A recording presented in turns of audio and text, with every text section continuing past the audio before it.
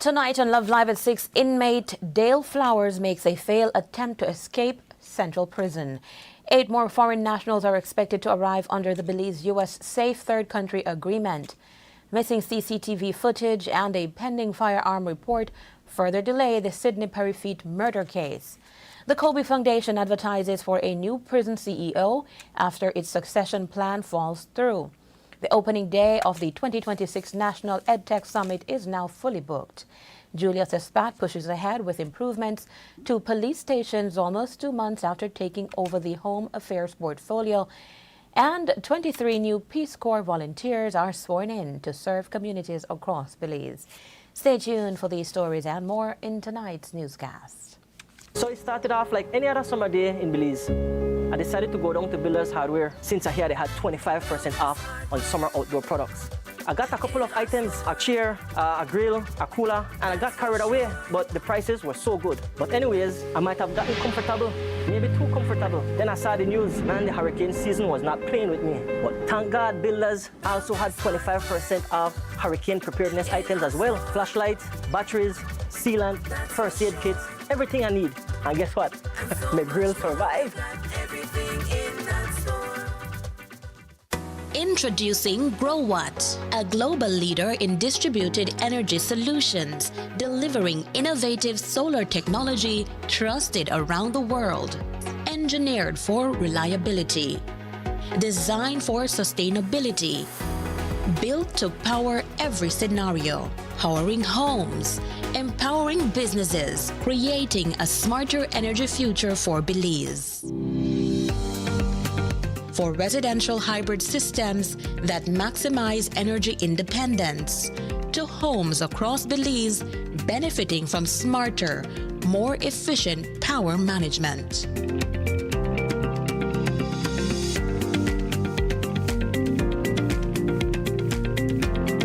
GrowWatt off-grid solar storage solutions bring dependable electricity to locations beyond the traditional power grid, providing clean, reliable energy whenever and wherever it is needed.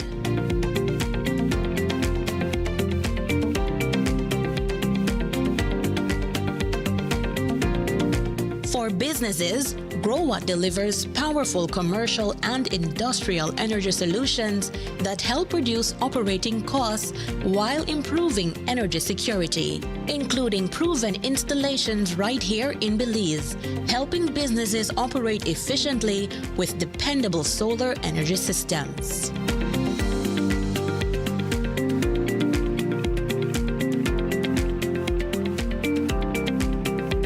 As transportation evolves, GrowWatt EV charging solutions help power the future with clean energy.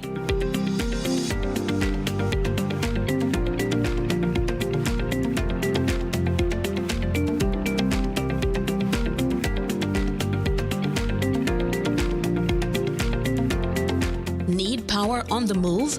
GrowWatt portable solar power solutions provide flexible energy for construction sites, events, emergency applications, and temporary installations. GrowWatt delivers energy-smart solutions for a greener future. Distributed in Belize by Lano Supplies, 112 Ranchita Village, Corozal Town.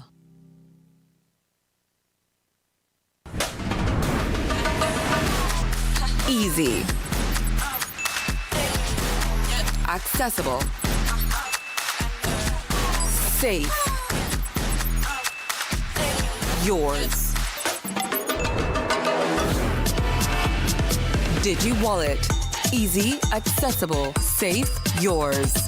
Belize is growing, and as our nation grows, so does the demand for electricity and new energy solutions.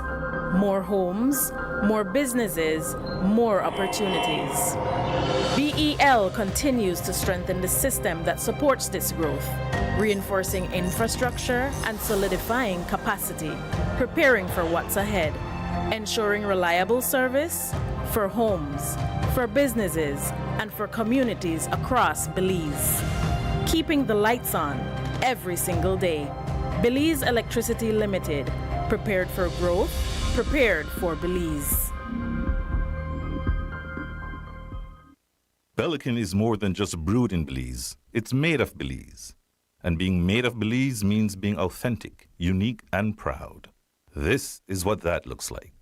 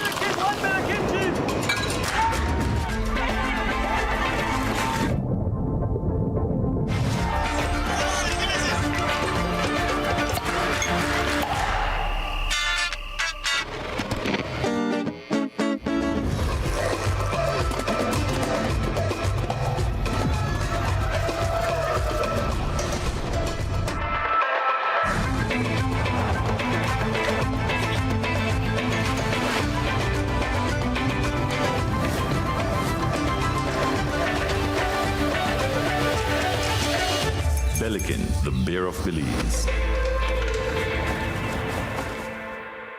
There are many stories to be shared about what it means to be made of Belize. Join Pelican in celebrating our Belizean heritage by sharing your unique story. A few of these stories will be selected to be produced into Pelican Made of Belize videos. Those chosen will receive Pelican beer for a year and will be invited to join us during production. Let's tell the stories of what it means to be made of Belize. Please send us a WhatsApp message at 630-6519 or email us at madeofbelize@skz.bz. Ready, set, paddle into an unforgettable showdown along the Placencia Peninsula, the Battle of the Paddles 2026. On Sunday, August 2nd, the tranquil southern waters erupt with excitement as paddles are put to water in one of Belize's most unique water sport competitions. Starting at 8 a.m., competitors take part in one of 4 incredible races. A challenging 20-mile canoe race and a 10-mile sea kayak race through the Placencia Lagoon, alongside a dynamic 3.5-mile sit-on-top kayak race and a 1.7-mile paddleboard race around Placencia Key, all starting and finishing at the Placencia Municipal Dock. Feel the excitement as every stroke transforms the Placencia waters into the ultimate water sport battleground. Battle of the Paddles 2026, Sunday, August 2nd. Battle of the Paddle sponsors are Barefoot Services, Crocodile Research Coalition, Placencia Village Council, WWF, World Wildlife Fund, Sandy Cove BZ Tours, Belize Tourism Board, Umaya Resort, Blue Reef Beach and Marina, Southern Environmental Association, Hidden Valley Wilderness Lodge, Reiki and Island Resort, Caves Branch Adventure and Jungle Lodge, Miramar Suites, a Belizean Nirvana, Gecko Property Management, Top Value Supermarket, Maya World Destinations, Captain Jack's, Belsin Decorative Concrete Solutions, Seahorse Dive Shop, Balam Golf, Kareem Gordon on behalf of Mango Creek, M&M Hardware and Service Station, Flowers Vacation Rentals, Primus Villas, Isiana Resort and Residences, 501 Trucking, Ziki Rental Agency, Wendy's Restaurant, Barefoot Bar, Maya Beach Hotel, PAC Protected Area Conservation Trust, and Love FM.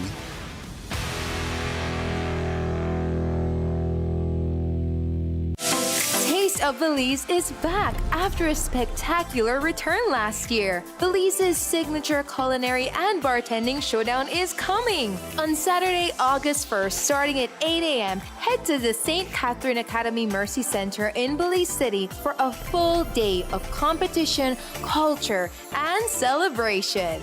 Cheer on your favorite chefs, pastry chefs, and bartenders as they compete for grand prizes. Take part in fun and interactive culinary masterclasses and savor the flavors that make Belize unique.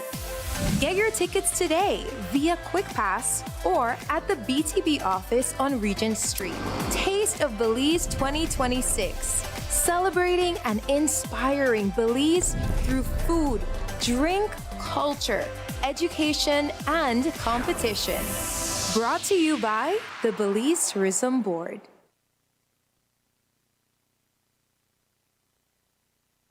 Good evening, Belize, and welcome to Love Live at 6 with your news for tonight. I am Tamar Jones.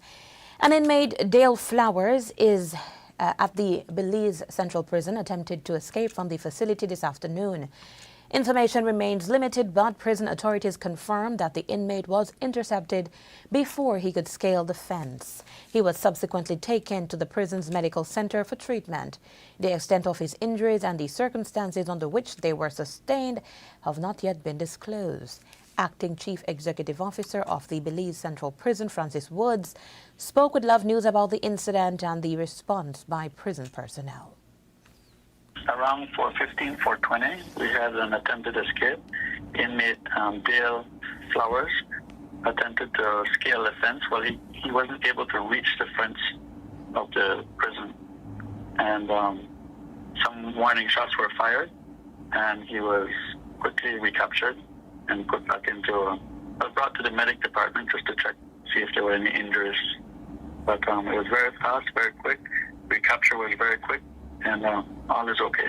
Did he receive any injuries? Minor scratches and bruises, minor. Are you at liberty, or do you have the information to say whether he is a convict or he's on remand? What is his status?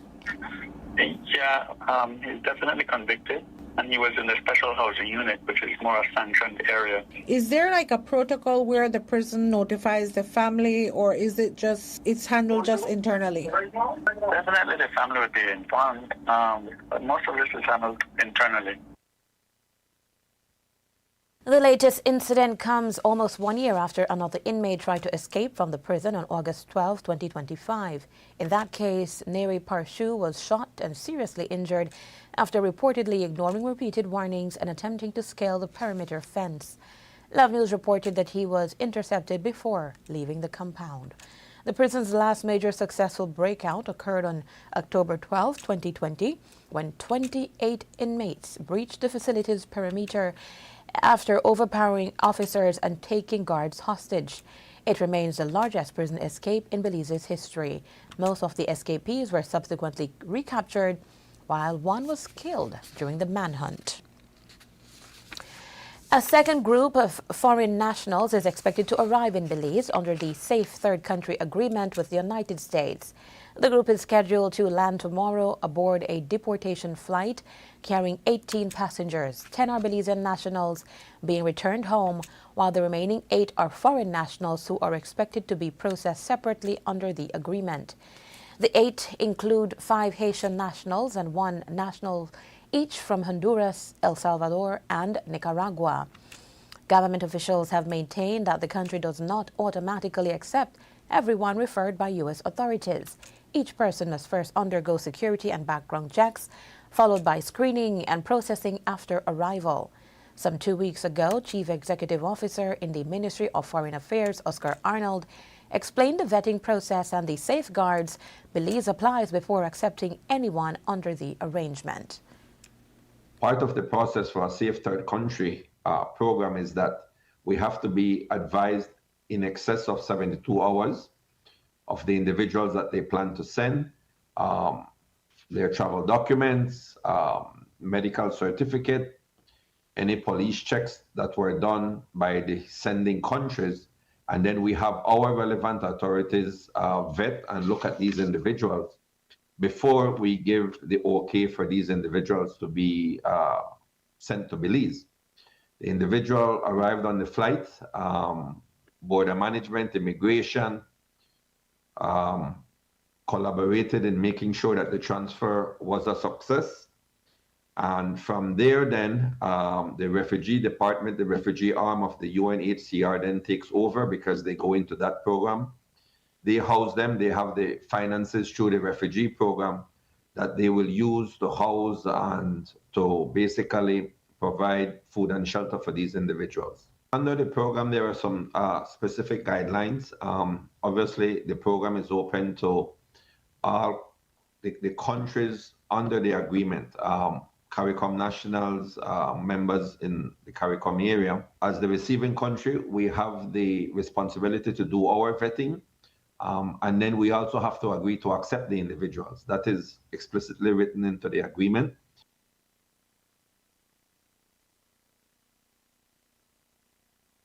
His arrival follows the transfer of the first person accepted under the arrangement, a 41-year-old Haitian national who arrived in Belize on July 10.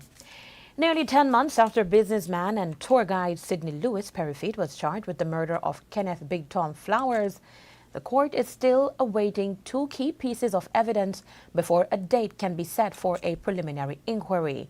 Perifeet, who remains on remand, appeared unrepresented before the chief magistrate yesterday.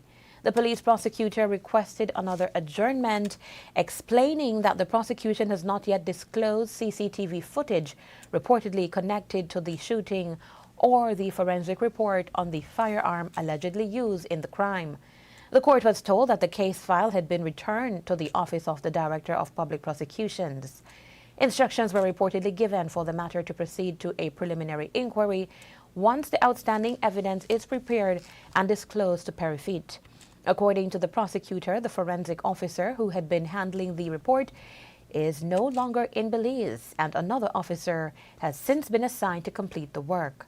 The chief magistrate expressed concern about the delay, noting that Perifeet received only partial disclosure in June and that the case has been before the court for almost a year. She stressed that the outstanding items could be important to both the prosecution and the defense. The court indicated that if the evidence is not ready by next hearing, the officer responsible for completing the work may be summoned to explain the delay. Perifeet was first arraigned on October 8, 2025, in connection with the shooting death of Flowers. The allegation against him has not been tested at trial, and he is presumed innocent unless proven guilty. The case was adjourned until September 4, when the court is expected to review the status of disclosure and determine whether a date can be set for the preliminary inquiry. It was just some 3 months ago that a succession plan was activated at the Belize Central Prison, with George Gomez undergoing training to take over from longtime Chief Executive Officer Virgilio Murillo.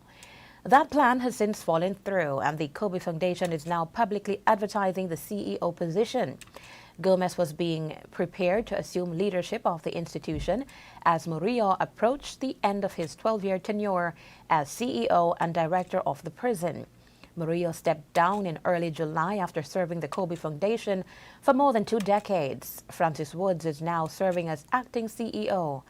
Woods explained what led to the breakdown of the arrangement involving Gomez and why the foundation has opened the position to other applicants. It simply is as simple as this. It just was not working out. Mr. Gomez did do some positive stuff here at the prison, and we will keep those stuff that he did and continue.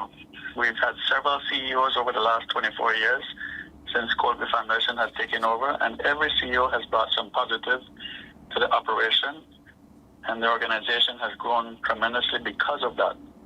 And anything that wasn't positive is just disregarded. So we go as a unique team with a lot of experience. It's 24 years we have managing the Belize Central Prison, and every CEO that has come has left some positive mark on the place. Okay, so now you start again in terms of welcoming new applicants. Correct, yes. I think ads were just placed down recently, maybe as close as last week Friday, and we are already receiving quite a bit, and we'll go through the process one more time. The foundation has not issued a detailed written statement on the fallout. Its vacancy notice, however, says it is seeking an experienced, visionary and results-oriented professional to provide strategic leadership, oversee the prison's operations, and work closely with its board of directors. Applicants must have a bachelor's degree in business administration and a minimum of 10 years senior management experience, including at least 5 years in an executive leadership role. The successful candidate must also possess a strong background in security and operational management, knowledge of law and policy, effective decision-making abilities, and what the foundation describes as unquestionable integrity. Woods will continue overseeing the Belize Central Prison in an acting capacity while the foundation conducts its search for a permanent CEO. Spaces are fully booked for the opening day of the upcoming 2026 National EdTech Summit, reflecting strong interest in the growing role of technology and artificial intelligence in Belize's education system. The Ministry of Education, Culture, Science and Technology says registration for August 4 is now closed after all available spaces were filled. Registration remains open for the summit's second day on August 5, but those spaces are also filling quickly. The two-day event will bring together educators, technology specialists, and policymakers for discussions on AI, teacher development, ethical technology use, and hands-on STEAM education. Belize technologist Stephanie Sylvester will deliver the keynote address on the first day. Sylvester is the co-founder and chief executive officer of Avatar Buddy, which develops personalized AI learning and translation tools aimed at making education more accessible to underserved communities. Day 2 will feature Dr. Craig Ramlal, executive director of the AI Innovation Center at the University of the West Indies.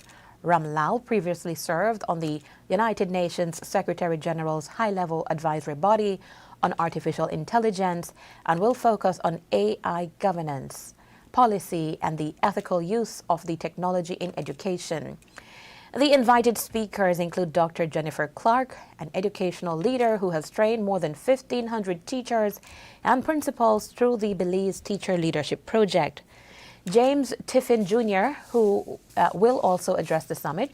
Tiffin has more than 22 years of experience in maker-centered learning and recently helped lead the national rollout of STEAM pavilions in Belize.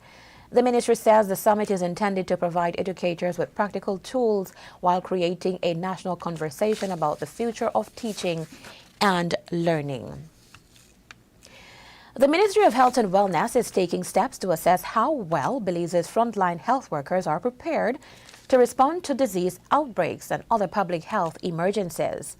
The ministry, in collaboration with the U.S. Centers for Disease Control and Prevention, the CDC Foundation, and regional health partners, has started training data collectors as part of the national evaluation of Belize's Field Epidemiology Training Program.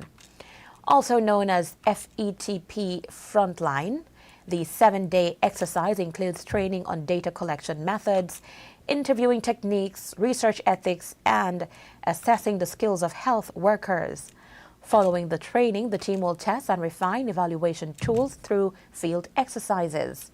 The FETP Frontline program provides health workers with skills needed to investigate health threats, monitor diseases, and support outbreak response efforts across the country.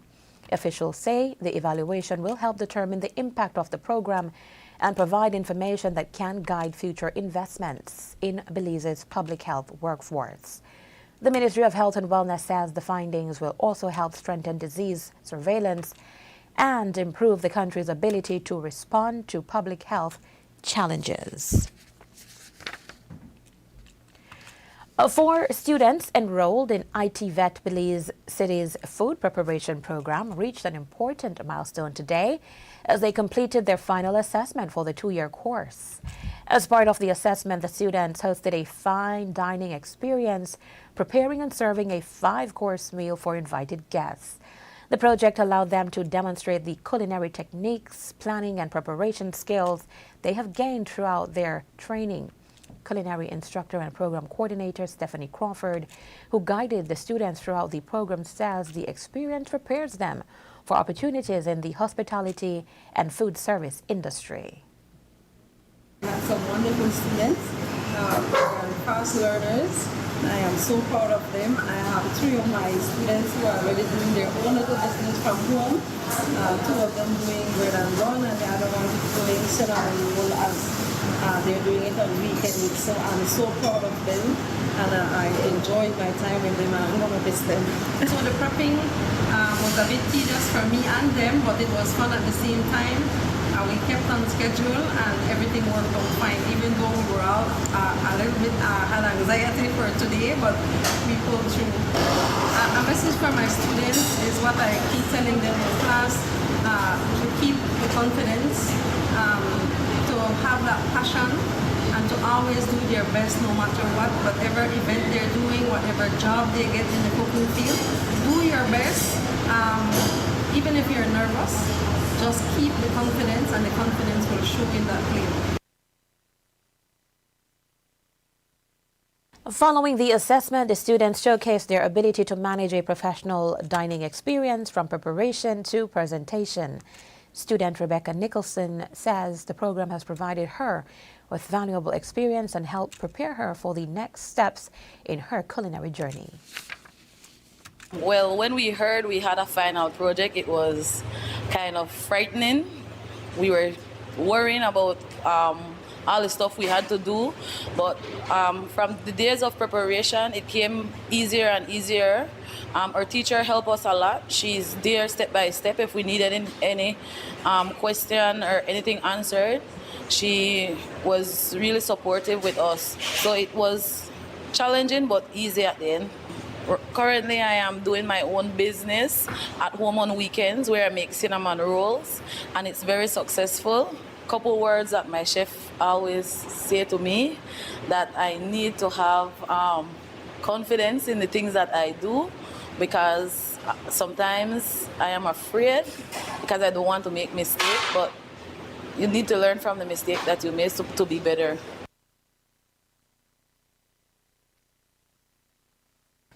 For the students, the completion of the program represents a step forward as they begin pursuing careers in Belize's culinary and hospitality sectors.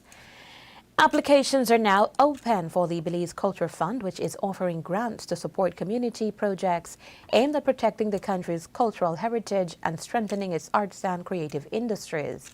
The fund, financed by the Ministry of Culture, will provide 9 grants across 5 categories.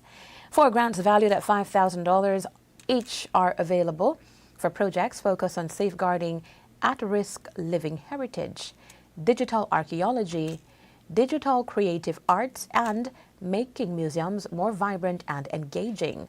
Another 5 grants valued at $2,000 each will be awarded under the Dynamic Grants category. The initiative is intended to assist artists, cultural practitioners, community groups and organizations working to document, preserve, and promote Belizean culture. Eligible projects may include traditional practices at risk of disappearing, the digital recording of archaeological material, technology-based creative work, and efforts to improve public engagement with museums. The program involves the Ministry of Education, Culture, Science and Technology, the National Institute of Culture and History, the Institute for Social and Cultural Research, Institute of Archaeology, the Institute of Creative Arts, and the Museum of Belize and Houses of Culture. Interested applicants can review the requirements and obtain additional information through the National Institute of Culture and History's website. Almost 2 months after taking over the Ministry of Home Affairs, Minister Julius Espat continues overseeing efforts to improve police stations, strengthen officers' morale, and secure additional funding for basic law enforcement equipment. Espat was appointed to serve in the portfolio after Minister of State Oscar Mira proceeded on a leave of absence. Since assuming the additional responsibility, Espat was focused on the condition of police facilities across the country. Several stations require repairs, renovations, or broader infrastructure improvements to provide officers and the public with safer and more suitable surroundings. Former Minister of Home Affairs Karim Musa says managing the portfolio is no easy task. Musa explained that he met with Espat within the first few days of the transition to discuss the minister's responsibilities, some of the challenges he would inherit. I think the interim basis means that the Honorable Julius Espat will hold over for a period of 3 months. I think we're a month and a half or 2 months into that 3-month period. And I think the Prime Minister will assess after the Auditor General's report what direction we're going to take at the Ministry of Home Affairs. Yes, on the first day that Honorable Julius took up the role, I did have a conversation with him and I let him know that any type of support he needs, I was in that position for 5 years. It's not an easy role to take on. And so in any way that I can assist him or advise him, I have made myself available. Prime Minister John Briceño initially indicated that Espat's assignment would be for an interim period of 3 months. Whether that timeline remains unchanged is yet to be seen as an audit continues within the Ministry of National Defense. The audit followed allegations of abuse of power and financial mismanagement connected to the ministry. 23 new United States Peace Corps volunteers have been sworn in to support youth development and education programs across Belize. The volunteers took their oath of service today in Belmopan after completing their pre-service training. The group indicates 15 youth development volunteers and 8 education volunteers who will be assigned to communities across 6 districts. The youth development volunteers form the 4th group serving under the Youth Empowered by Sports, or YES project. The initiative is implemented in partnership with the Ministry of Tourism, Youth, Sports and Diaspora Relations. It uses sports, mentorship and resilience building activities to help young people lead healthy and productive lives. Before taking up their assignments, the volunteers completed technical training, studied either Creole or Spanish and participated in cultural immersion. They also received preparation in community development and health and safety procedures. The 8 education volunteers will serve as Peace Corps response volunteers. They will work alongside the Ministry of Education and Pathlight International on STEAM education, early childhood development, and literacy support. Peace Corps Belize Country Director Dr. Nadine Rogers said the volunteers arrive with purpose, skills, and a willingness to serve. She stressed, however, that the success of their work depends heavily on cooperation with government agencies, organizations, and communities in host country. One of the measured indicators of a strong Peace Corps program is the quality of partnership with the host country. That we have Senator Chinona, representative for NGOs, and a member of the Youth Development Project Advisory Committee as this morning's keynote signals the depth of the friendship between our 2 countries. Senator Chinona has a unique point of view. She's a nonpartisan senator, and she leads the Belize Post of the largest international advocacy organization focused on ocean conservation, Oceana. And she's had very meaningful contact with Peace Corps volunteers, so I know she has an important message for us.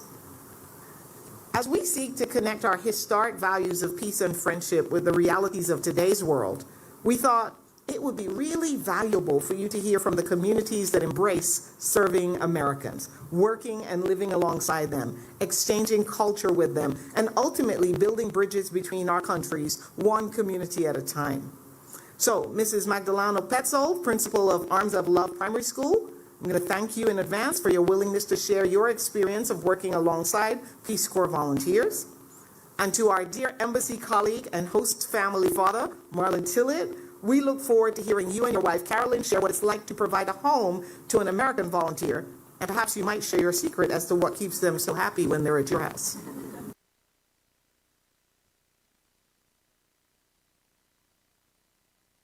The ceremony coincides with the Peace Corps' 65th anniversary. Belize and the organization have maintained a partnership for 64 years with volunteers working alongside government ministries, community leaders, and local organizations to respond to locally identified needs. There's more news ahead, but first we take a break. Love Live at 6. We'll be right back.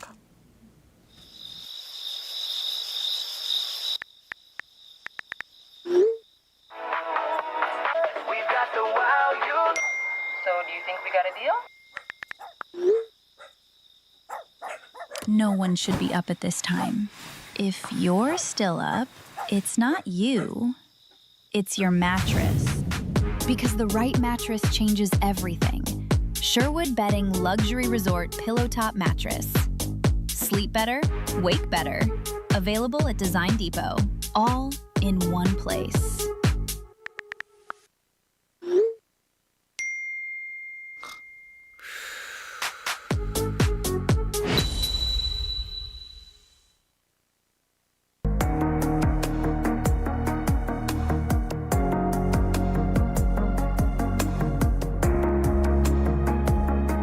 People, not businesses, power the economy.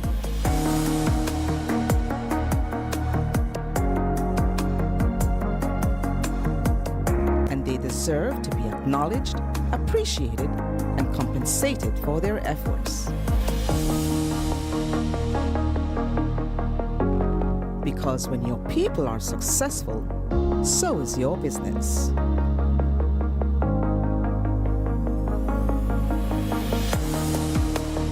Neo People, simplify your HR and payroll needs with one powerful solution. Commercial Cleaning and Products of Belize, CCP, formerly known as Carpet Care Plus, offers a wide variety of professional restorative cleaning services and products in Belize. With over 20 years of experience in the industry, our mission has always been to provide our customers with the best products and services for quality, safe, and environmentally friendly cleaning. What separates us from the rest? The services we offer. Fabric cleaning for all types of carpets, upholstery, walls, and drapes. Vehicle detailing for both the interior and exterior. Total restorative cleaning of ceramic and porcelain tiles for floors, walls, marble, granite, limestone, travertine, clay, and more. Degreasing and polishing of the entire kitchen and all its equipment. Also custom concrete designs. We are a supplier of the most cost-efficient and economically viable products when you buy our specialized super concentrated formulas, such as cleaners, disinfectants, deodorizers, and sanitizers. Additionally, we also carry professional cleaning equipment, such as mops, buckets, vacuums, doormats, and window equipment, which are very durable and practical. You can order any of our products online at www.ccpbelize.com. CCP Belize uses only trained technicians, professional commercialized equipment, and EPA certified products. Our products are 100% biodegradable. We also have certified green products, which are used by Green Globe approved companies. Visit us at 68 North Front Street, Belize City, or contact us at telephone 223-1820. Email us info@ccpbelize.com.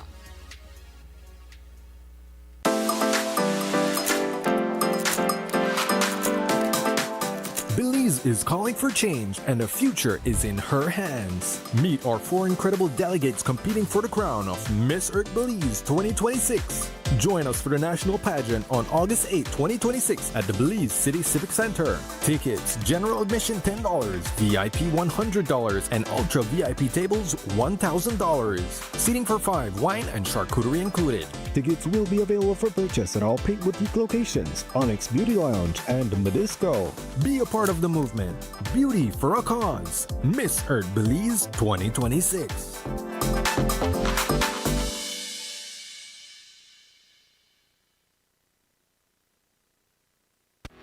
Ready, set, paddle into an unforgettable showdown along the Placencia Peninsula, the Battle of the Paddles 2026. On Sunday, August 2nd, the tranquil southern waters erupt with excitement as paddles are put to water in one of Belize's most unique water sport competitions. Starting at 8 a.m., competitors take part in one of 4 incredible races. A challenging 20-mile canoe race and a 10-mile sea kayak race through the Placencia Lagoon, alongside a dynamic 3.5-mile sit-on-top kayak race and a 1.7-mile paddleboard race around Placencia Key, all starting and finishing at the Placencia Municipal Dock. Feel the excitement as every stroke transforms the Placencia waters into the ultimate water sport battleground. Battle of the Paddles 2026, Sunday, August 2nd. Battle of the Paddles sponsors are Barefoot Services, Crocodile Research Coalition, Placencia Village Council, WWF, World Wildlife Fund, Sandy Cove BZ Tours, Belize Tourism Board, Umaya Resort, Blue Reef Beach and Marina, Southern Environmental Association, Hidden Valley Wilderness Lodge, Reiki and Island Resort, Caves Branch Adventure and Jungle Lodge, Miramar Suites, a Belizean Nirvana, Gecko Property Management, Top Value Supermarket, Maya World Destinations, Captain Jack's, Belsin Decorative Concrete Solutions, Seahorse Dive Shop, Balam Golf, Kareem Gordon on behalf of Mango Creek, M&M Hardware and Service Station, Flowers Vacation Rentals, Primus Villas, Isiana Resort and Residences, 501 Trucking, Ziki Rental Agency, Wendy's Restaurant, Barefoot Bar, Maya Beach Hotel, PAC Protected Area Conservation Trust, and Love FM.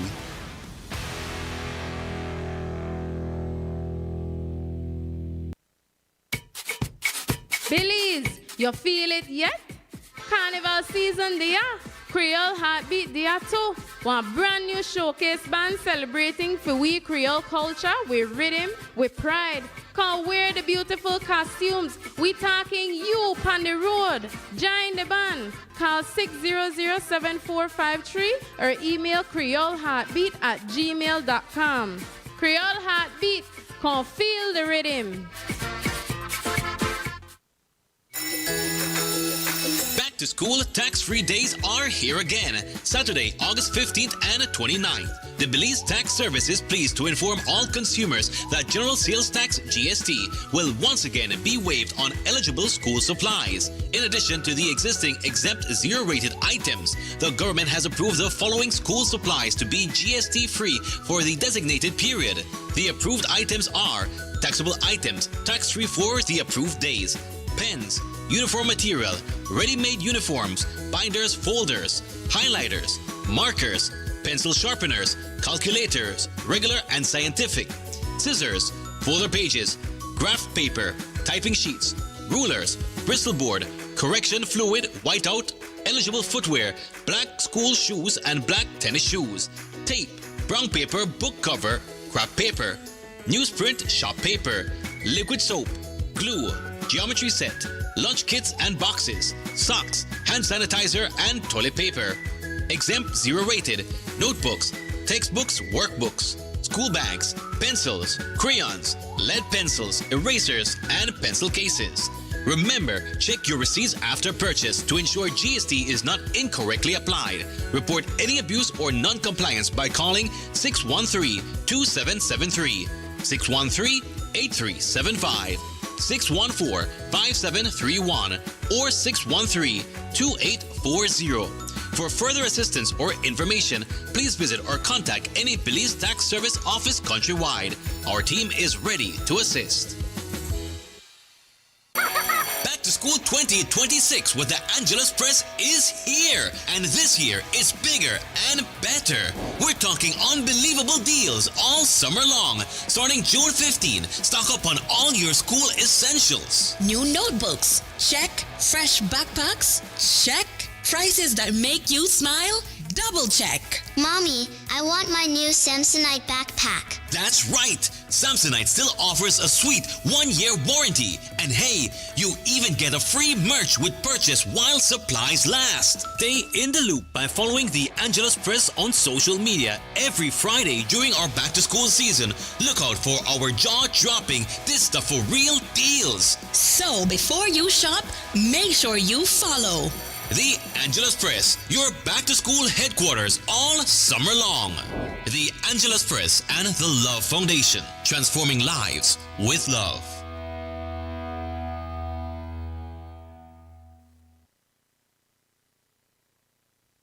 Welcome back to Love Live at 6. One man has been charged following an investigation into the handling of a jaguar cub inside the Mountain Pine Ridge Forest Reserve.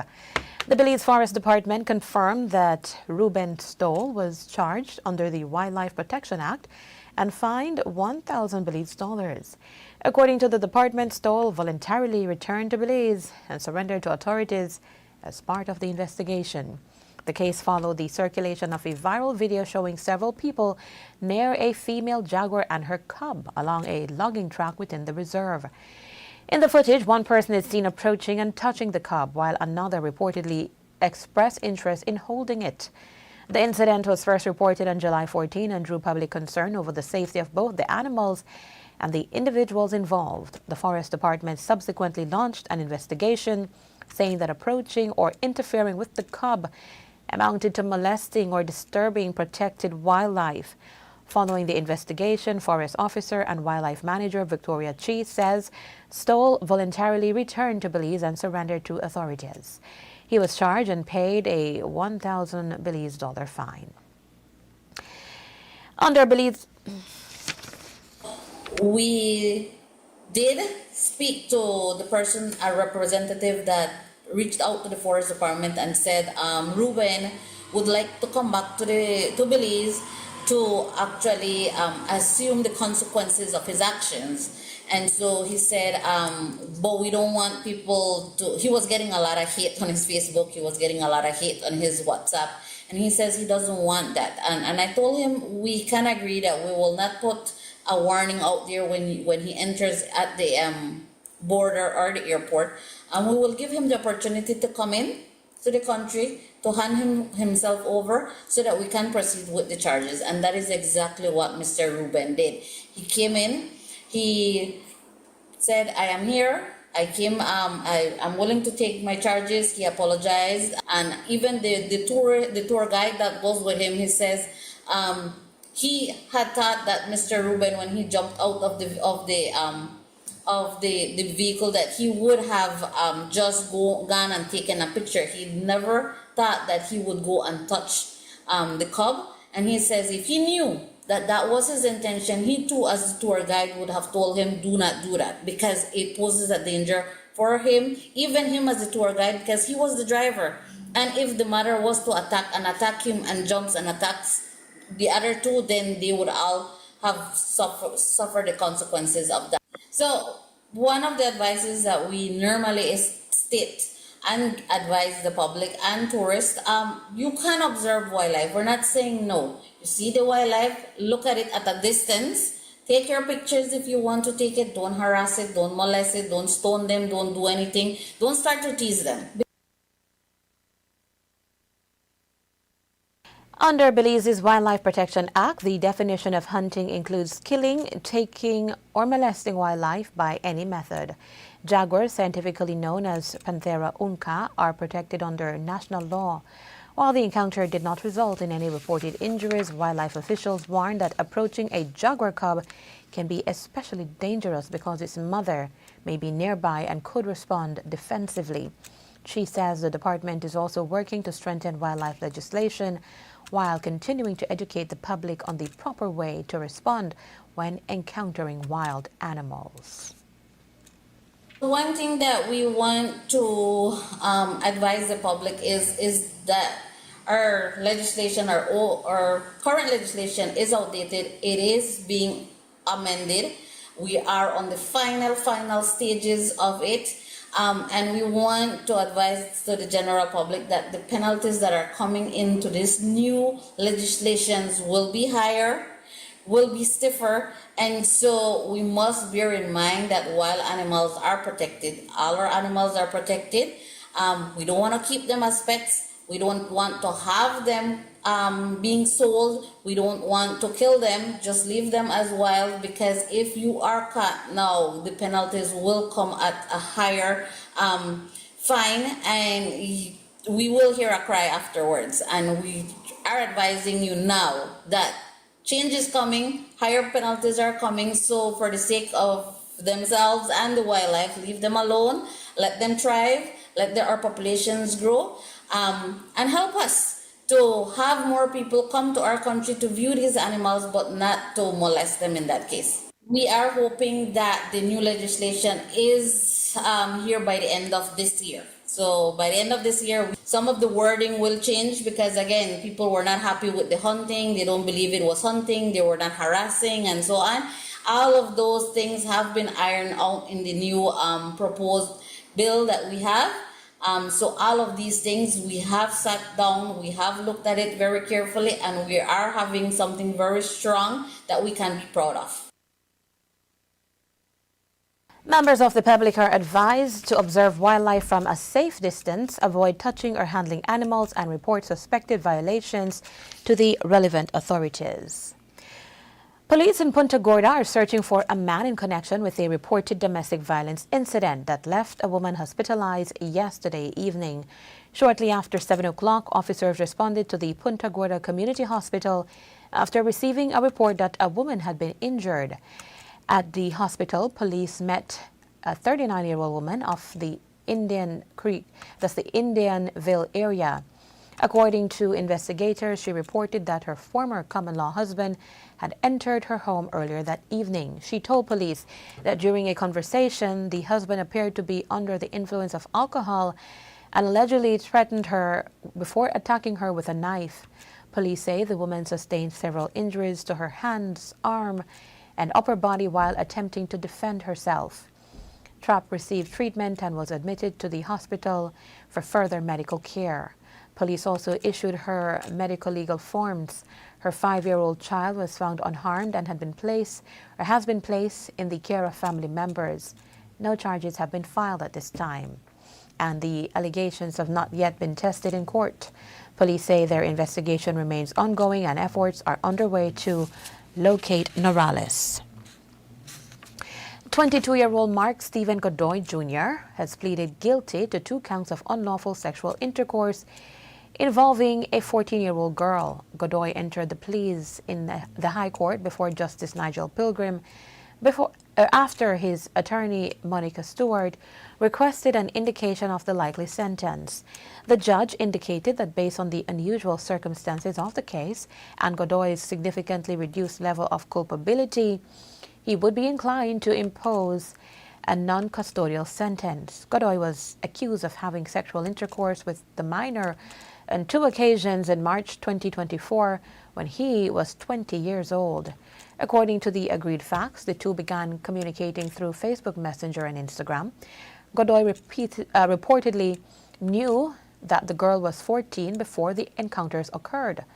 The case raised complex questions about Godoy's intellectual capacity and whether he was fit to enter a plea and stand trial. 2 psychiatric assessments, one prepared by clinical psychiatrist Dr. Susanna Hoy-Michel in March 2025 and another by Dr. Denethia Usher in January 2026, concluded that Godoy had an intellectual impairment. Dr. Usher found that his condition was worsened by symptoms of depression, while Dr. Hoy-Michel indicated that marijuana use may also have suppressed his cognitive functioning. Despite both assessments reportedly finding him unfit to stand trial, Justice Pilgrim later ruled that Godoy was legally fit to plead and face trial. Following the guilty pleas, the judge said the level of blame that could reasonably be attributed to Godoy was significantly reduced by his intellectual impairment and depression. Justice Pilgrim indicated that in his view, imposing a prison sentence would be unjust in those circumstances. While the court has accepted Godoy's guilty pleas, his punishment has not yet been formally imposed. Sentencing is scheduled for September 7 at 1:30 in the afternoon, when the court will determine the conditions of the non-custodial sentence. An estimated 500 to 600 people seeking refuge from across Central America have entered Belize over the past several months, placing greater importance on how frontline workers or officers identify and handle potential asylum cases. Police officers, immigration personnel, human development workers, and other public officers encounter these individuals during routine operations, home visits, and assessments in rural communities. Since the circumstances differ from one case to another, authorities say officers must understand when and how to refer someone to the Refugees Department. Yesterday, the department held a multi-agency sensitization session at the Belize Institute of Management. The training brought together representatives from the Police Department, Immigration and Customs, along with community health workers, Belize City Council personnel, and officers from other government departments. Director of the Refugees Department, Nikolai Zalea, explained that the participants were selected because they may encounter refugees or asylum seekers while carrying out their daily duties. Under the Refugees Act, public officers and other relevant personnel who encounter a possible asylum seeker are required to refer that person to the Refugees Department. Zelaya says one of the main challenges is that some officers and members of the public are unaware that the department exists or are uncertain about what they can legally do when faced with such a case. The training is intended to establish clearer intervention and referral procedures while ensuring that persons who may qualify for international protection are properly identified. Zelaya says there is also widespread confusion over the difference between a migrant, an asylum seeker, and a refugee. An asylum seeker is someone requesting protection whose claim has not yet been determined, while refugee status is granted after the relevant legal process. Officials say people may flee their home countries because of violence, persecution, conflict, or other serious threats. Each application must therefore be assessed individually rather than assuming that everyone entering Belize for protection has the same circumstances or legal status. The Refugees Department says continued cooperation among the participating agencies is necessary to ensure that Belize meets its legal and humanitarian obligations. This is Love Live at 6. More news after the break. Stay with us.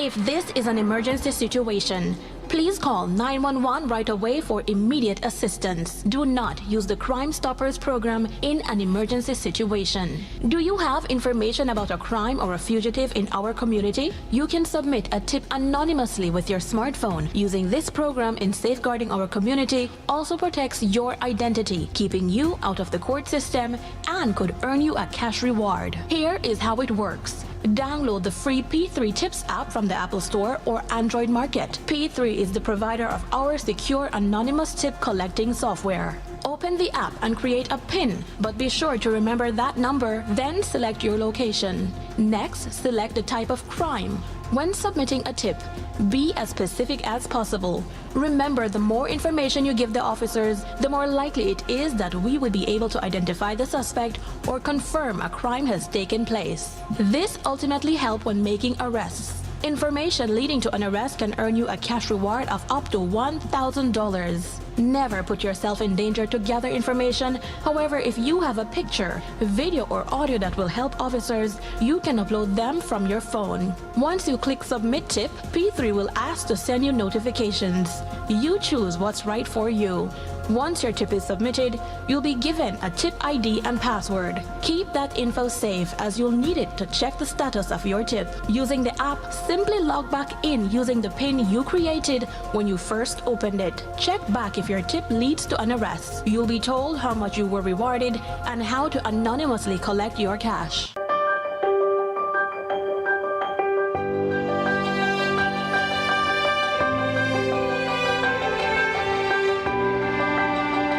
No right.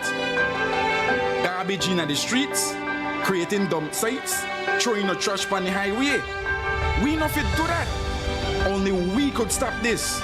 Each of we play an important part in protecting our beautiful country.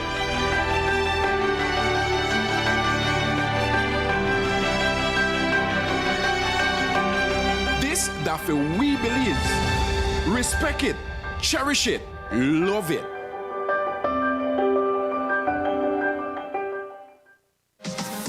Looking to perfect your roofing or siding project with precision? At Coop Sheet Metal, we've got the machine that makes it happen.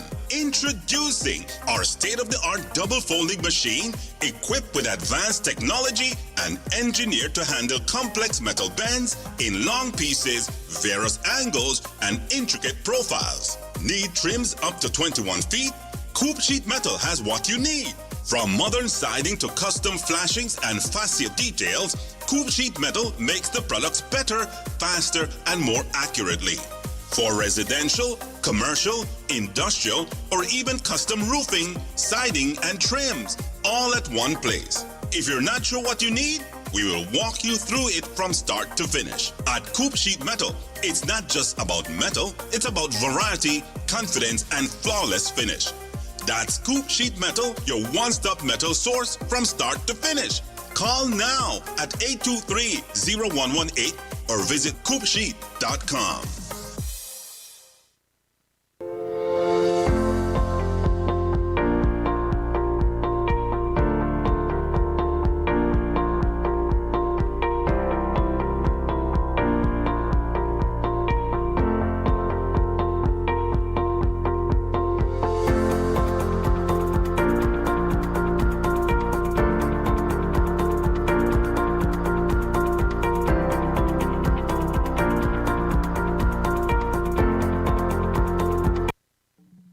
The National Celebrations Commission, in collaboration with the Belize City Council and the National Institute of Culture and History, proudly invites you to celebrate Emancipation Day at the annual Ibo Town Festival on Saturday, August 1st, 2026.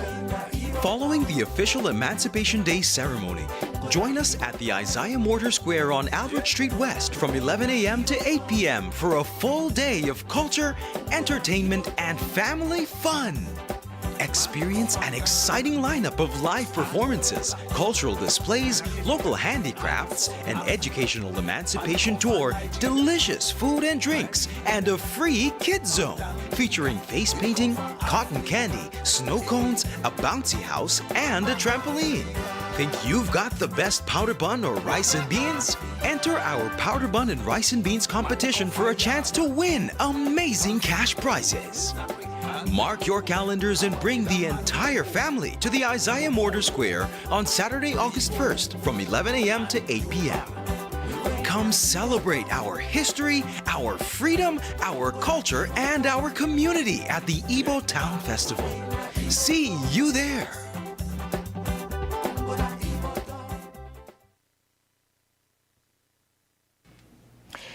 Thousands of free books will be up for grabs when the 2026 Tech Time for Read Book Festival returns to Belmopan next month. The family event will offer books for children and teenagers, along with games, a book exchange, and a chance to dress as a favorite storybook character. The festival takes place on Saturday, August 8 from 9 in the morning to 3 in the afternoon at the Belmopan Civic Center. Organizers say the goal is simple: to help more young Belizeans discover a love for reading. Zena Agustin reports. For many children, a book can open the door to imagination, creativity, and new opportunities for learning. But access to books is not always easy for every family.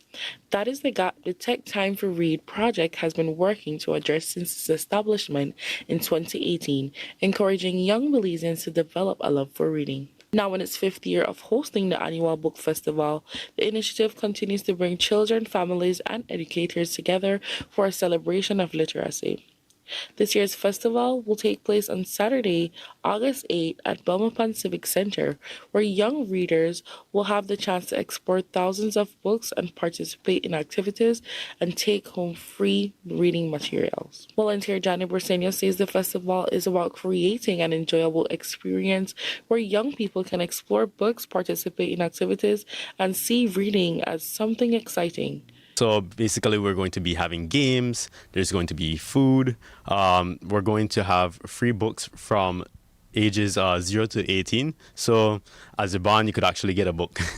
So the main event is focused on making reading fun by the games. And not only that, but we also have face painting, and also face painting is from Rotaract. There's going to be different activities available for that.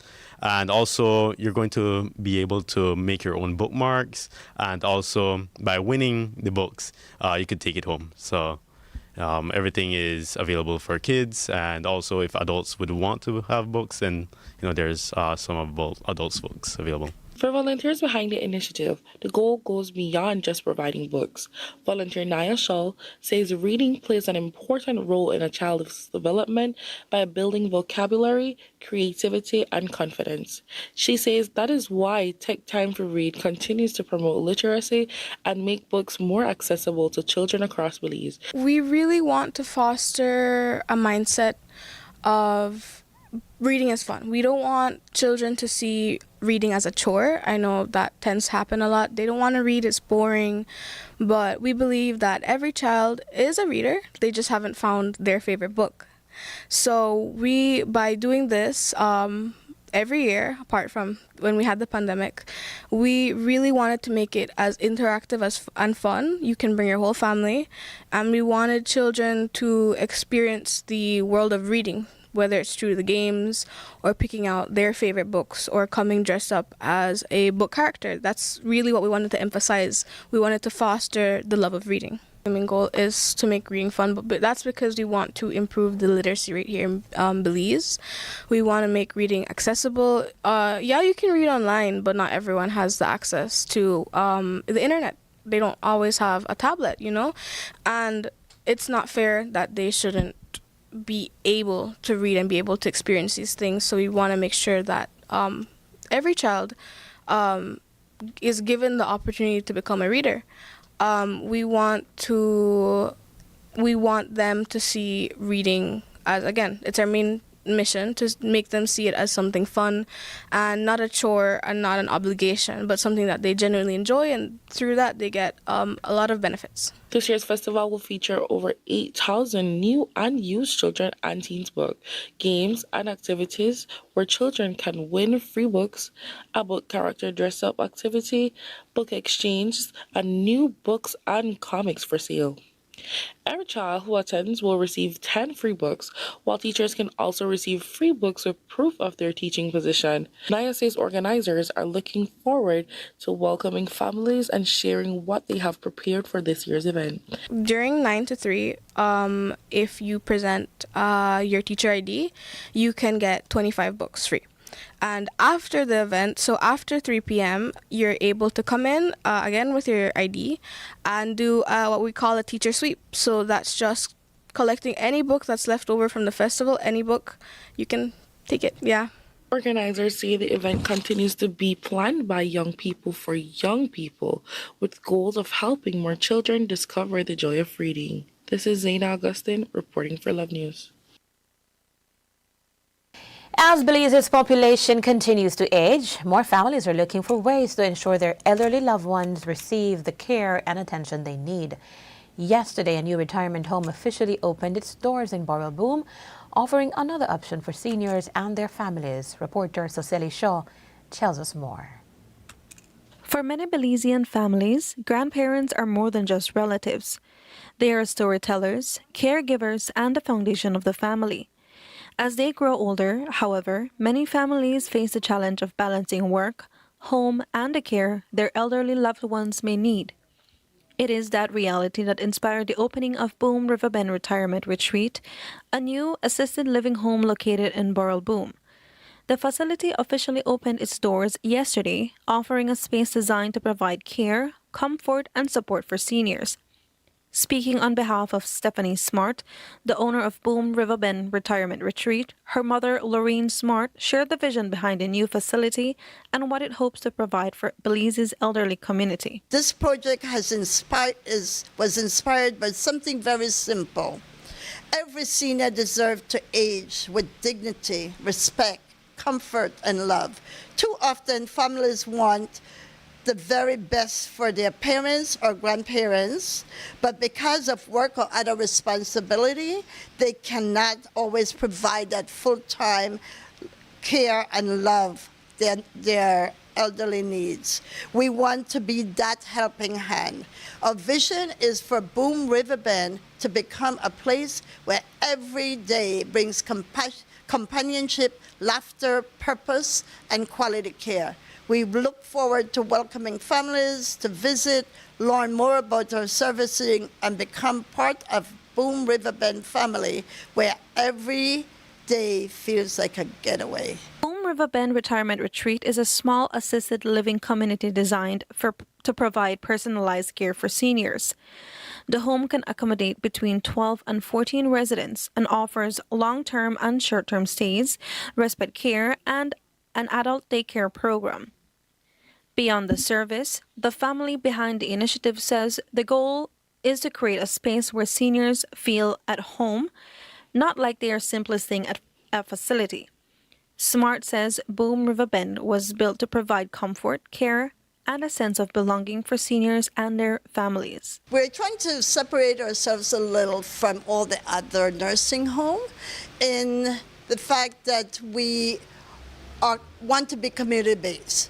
So our goal is to bring the children from the school into the nursing home so they could interact with the elderly. If there is elder person that comes in and have a talent, maybe she loves to paint, maybe she loves music, that they can share that with the younger people. We have paint canvases that we are all ready for. We have people that are coming in that can sing and also share. So we want to incorporate all that. We don't want it to be a home where you're coming to just living your last life. We want it to be a home where you're beginning your old age and you want it to be fun and enjoyable and you want to live it to your last breath. For the SMART family, the opening of Boom River Bend Retirement Retreat is a result of months of planning and a shared commitment to caring for others. They believe caring for seniors goes beyond meeting their daily needs. It is about creating a space where they feel valued, connected, and surrounded by love. That message was echoed by Stephanie's grandmother, Alma Gillette France, who reflected on what this new chapter means for their family. We train people that cares about other people. And when you get older and you see death coming, you want to go in peace. You want to go in lovely things. You want to go with friends around. So this is why when my granddaughter told me this is what she wants, she said, "Grandma, I need you." I said, before I die maybe. So this is the result. With Boom River Bend Retirement Retreat now open, the SMART family hopes the home will become a trusted place for seniors and the families who care for them. Reporting for Love News, I am Suseli Shaw.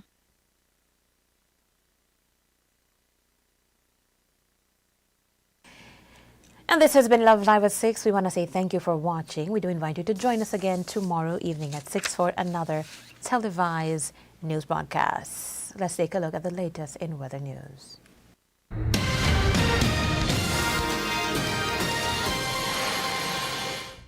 Good evening, Belize.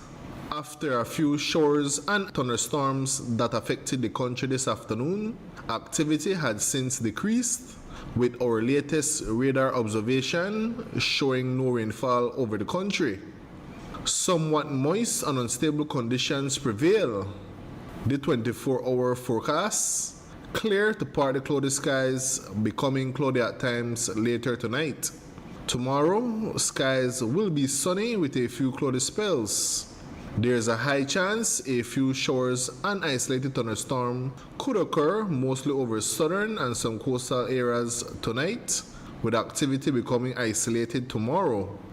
The minimum temperatures for tonight will drop to around 82 degrees Fahrenheit along the coast, 74 inland, and 68 up in the hills. The maximum temperatures for tomorrow will reach 89 degrees Fahrenheit along the coast, 94 inland, and 81 up in the hills. The winds will be from the east at 10 to 20 knots with possible higher gusts, and the sea conditions will be choppy to moderate. A high tide will occur tonight at 10:49, followed by a low tide early tomorrow morning at 3:57, another high tide tomorrow morning at 9 minutes after 10, and another low tide tomorrow evening at 5:23.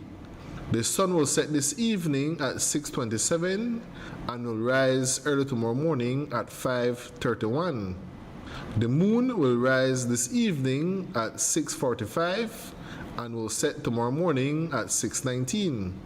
In the sargassum forecast, there's a high chance that more sargassum mats could impact beaches, especially over the northern half of the country during the next few days. The outlook for Thursday night and Friday, skies will be cloudy at times, with a high chance for a few showers and isolated thunderstorms, mostly over central and southern areas Thursday night into Friday morning. Then, shower activity will decrease Friday afternoon. In the tropical weather outlook, tropical cyclone formation is not expected over our area during the next 48 hours. For a review of our forecast and other products, please visit our website at nms.gov.bz. Our next forecast comes out at 6 a.m. tomorrow morning. With that, we end this evening's forecast from the Belize National Met Service.